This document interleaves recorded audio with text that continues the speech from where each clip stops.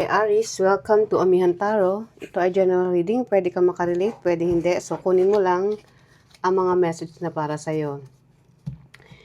At para po sa mga sumusuporta sa akin channel, sa mga nag-subscribe, maraming salamat po at kailangan ko po ng patuloy ninyong suporta.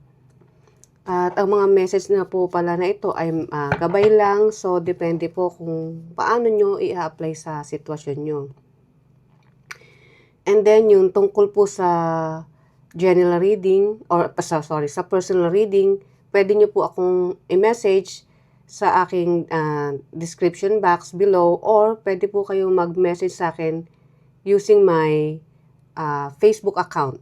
Bali, nakalink na rin po yung Facebook account ko. And isa pong pasasalamat ng marami sa inyo at sa mga patuloy na pagsuporta nyo sa akin is malaking tulong po yan.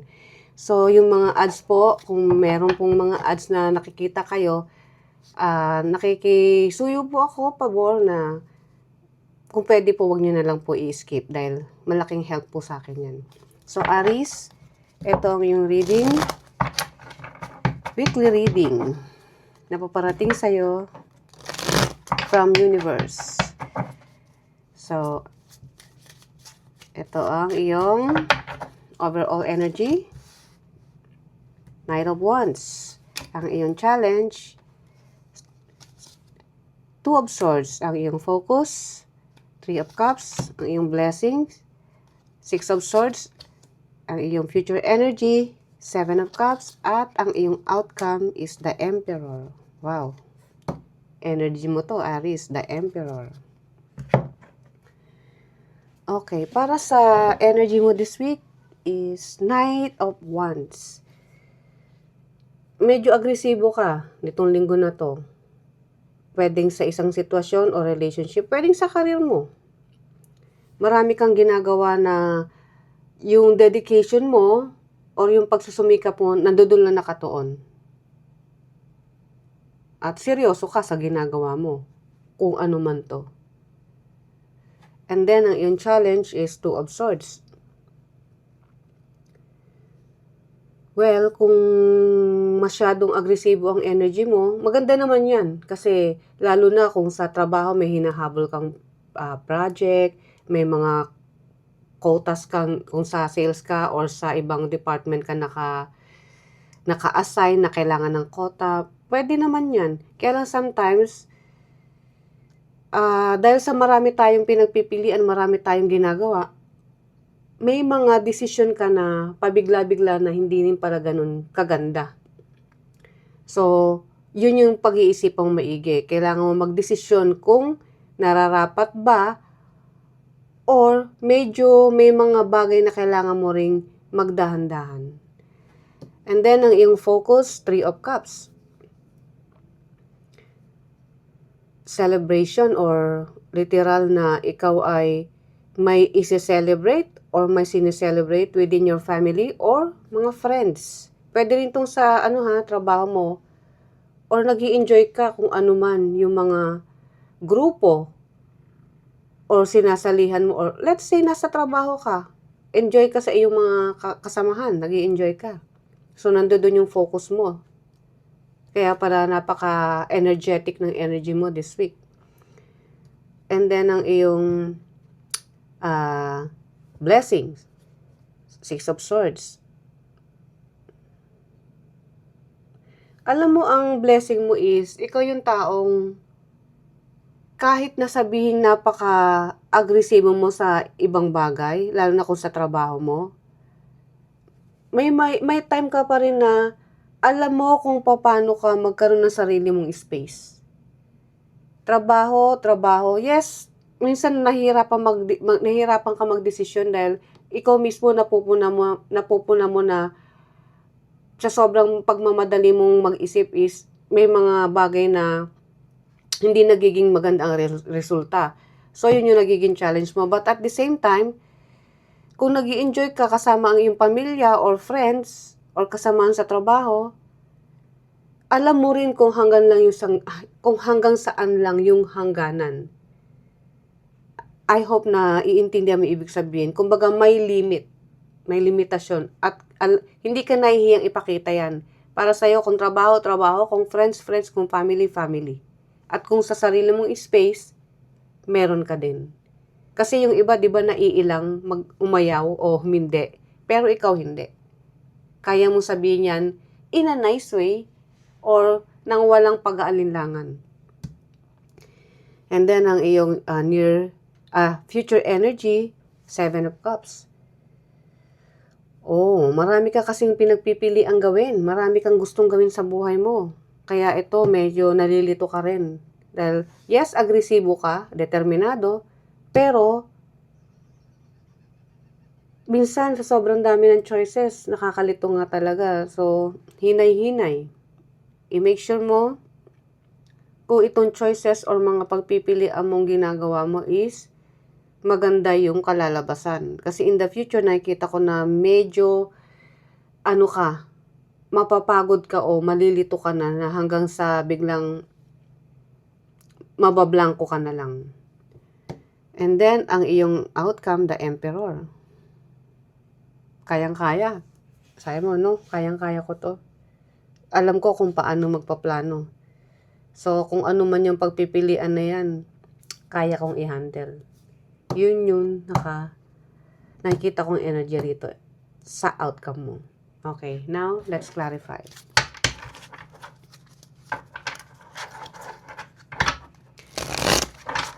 Universe, ano ang mga message na paparating kay Aries this week?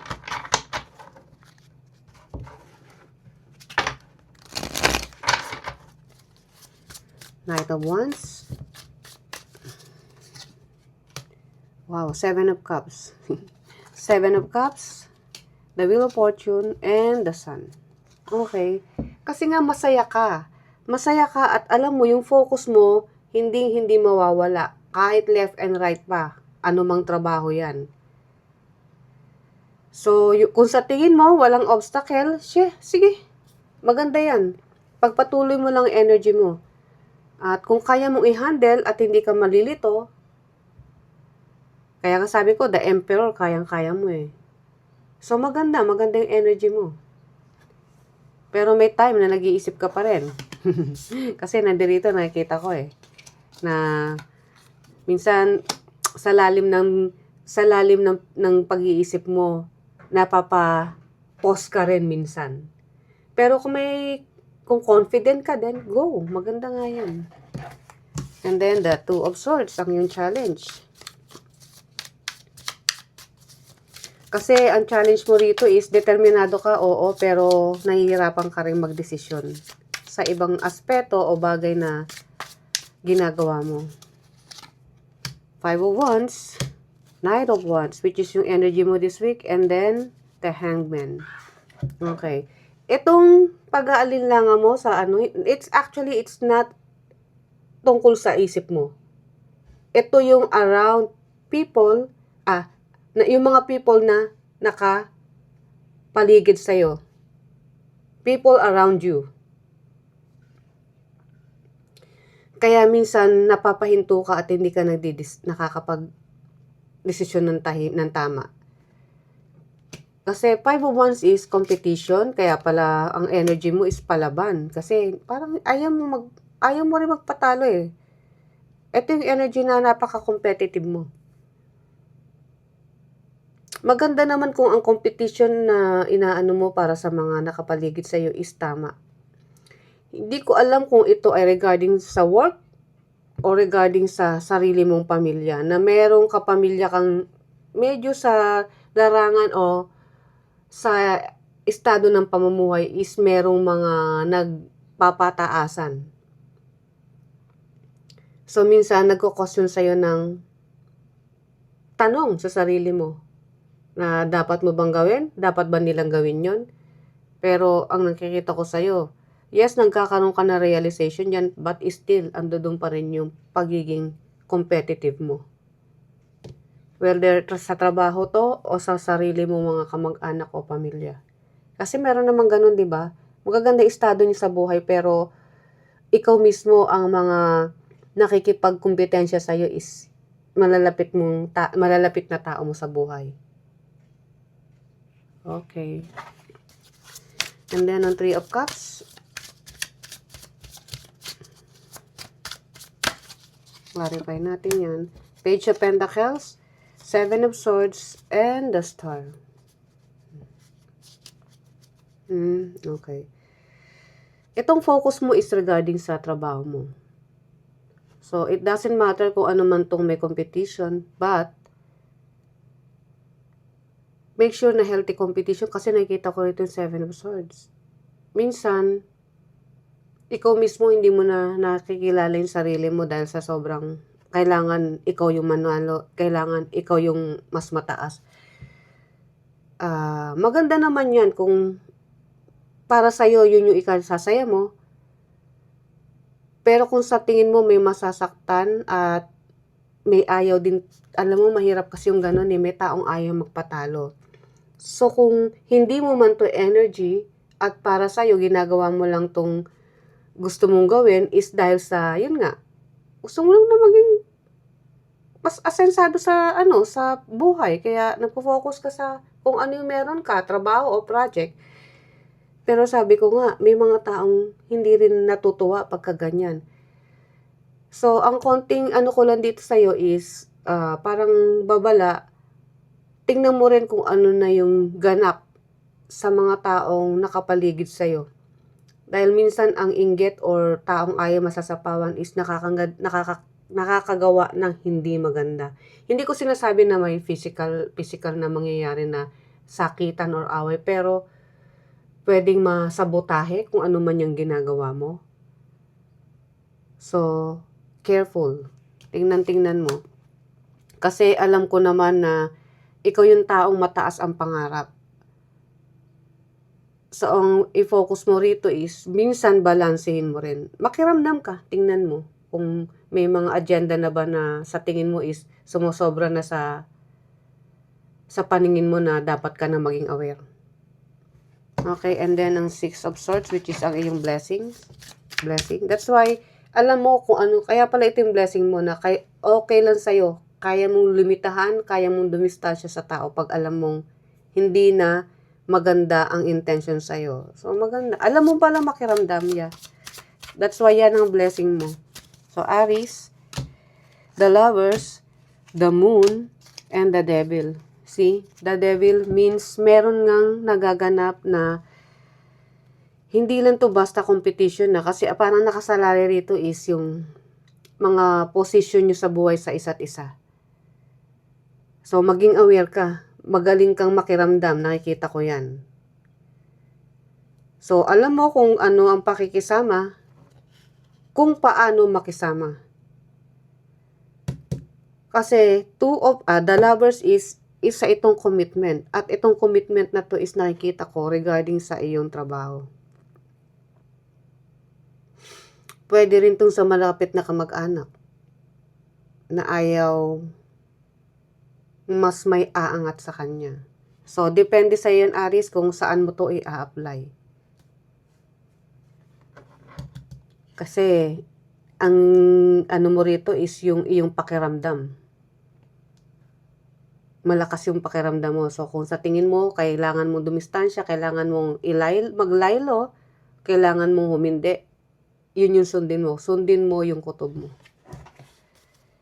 7 of Cups.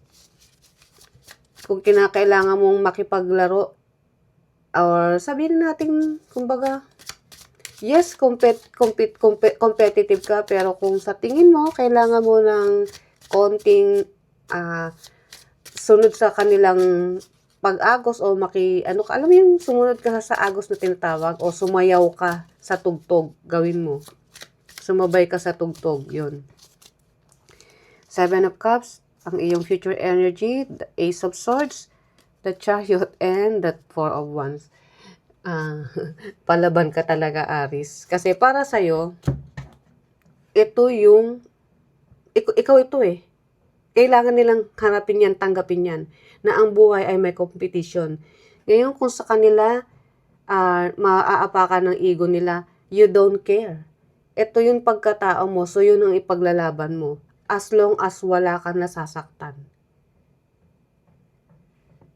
At determinado kang gagawin yun. Dahil para sa'yo, ang stability to ay isa sa mga success or achievement na pwede mong magawa sa'yo. So, hindi mo hahadlangan yan. At para sa'yo, yun yung target mo eh. Yun yung goal mo. Kung sa kanila may sarili silang goal, ikaw din meron ka rin. So, hindi ka papatinag. Palaban ka kung ano yung pangarap mo. And then, ang outcome, that's why the emperor. Ako to. Ako ang boss ng buhay ko. So, kung may plano ka, may sarili akong plano. Hindi ka magpapakontrol. The World card, 10 of Pentacles, and the 5 of Cups. Okay, so 10 of Cups and then the World card is, yes, gusto mo talaga ng stability. Maganda nga yan eh. Dahil para sa'yo, yan yung mundo mo. Diyan ka nababagay. Pero, ingat sa mga tao na may hindi magandang intention o gumagawa ng para maging masabotage kung ano man tong mga pinaglalaban mo dito. Kasi baka in the end, magsisi ka. So, since ang blessing mo rito is ang pakiramdam mo or kaya mong talikuran kung ano man tong conflict na gustong ibigay sa iyo ng mga tao, yun yung gawin mo. Dahil baka yun yung maging issue ninyo. So, heads up na lang tungkol dyan, Aries. And then, ang iyong last message from the universe. Clearing debts. Your self-care involves removing the heavy burden of financial and emotional debts for your life. You already feel lighter and freer, free just by facing the topic and making a plan to clear present obligation and avoid future ones as well. So, gusto mo mag-gain pagdating sa iyong kaperahan. Dahil siguro, meron kang hinahabol na, let's say may mga loans ka or utang ka na kailangan mong i-clear. That's why nakikita ko ang iyong determinado para maklear man kung ano man yan. Whether utang, loan, or mga expenses na kailangan mong i-clear. Nakikita ko yung pagiging determinado mo. But yun lang, avoid yung masyadong conflict sa mga taong nakapaligid sa'yo. Or kung wala ka mang utang, gusto mo lang ng magandang buhay at yun yung ipinaglalaban mo. So, this time, wala kang pakialam. Wala kang pakialam, I know, alam mo kung paano kontrolin ang mga nangyayari sa buhay mo. Ang problema lang dito, yung mga taong nakapaligid sa'yo, kailangan mo lang napakiramdaman.